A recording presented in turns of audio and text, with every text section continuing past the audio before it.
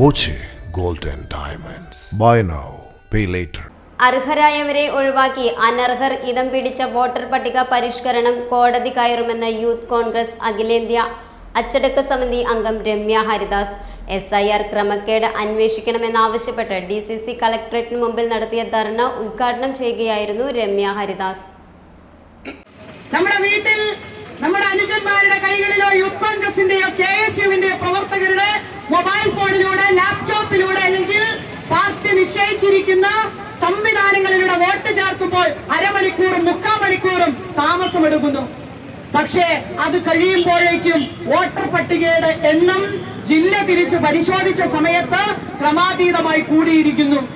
നമ്മളെല്ലാവരും കൂടി നമ്മുടെ പഞ്ചായത്തിൽ 25 അല്ലെങ്കിൽ ഒരു ബൂത്തിൽ 25 30 മറ്റ് രാഷ്ട്രീയ പാർട്ടികളും കൂടി ചേർത്ത വോട്ടുകളുടെ കണക്ക് കൂടി കാൽക്കുലേറ്റ് ചെയ്ത് കൊടുത്ത് നമ്മൾ പരിശോധിക്കുമ്പോൾ അതൊരു 2000 വോട്ട് കയറിയിട്ടുണ്ട് എന്ന് നമ്മൾ കണക്ക് കൂട്ടി കഴിയുമ്പോൾ ആ പഞ്ചായത്തിൽ വന്നിരിക്കുന്ന 4000 5000 മുകളിൽ വോട്ടാണ്. അതെവിടെ നിന്ന് വന്നു?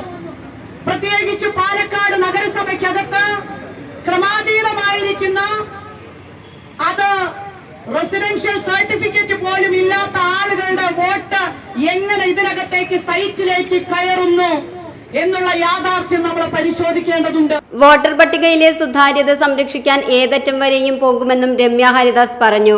DCC പ്രസിഡന്റ് A തങ്കപ്പൻ അധ്യക്ഷത വഹിച്ചു. KPCC ജനറൽ സെക്രട്ടറിമാരായ C ചന്ദ്രൻ, KA തുളസി, C ബാലൻ, TH ഫിറോസ് ബാബു, പാളയം പ്രദീപ് എന്നിവർ സംസാരിച്ചു. Time kids pre school, Mannannur road, Vaniyamkulam. .view news. കാഴ്ചകളാണ് ലോകം, കണ്ടു തുടങ്ങുക.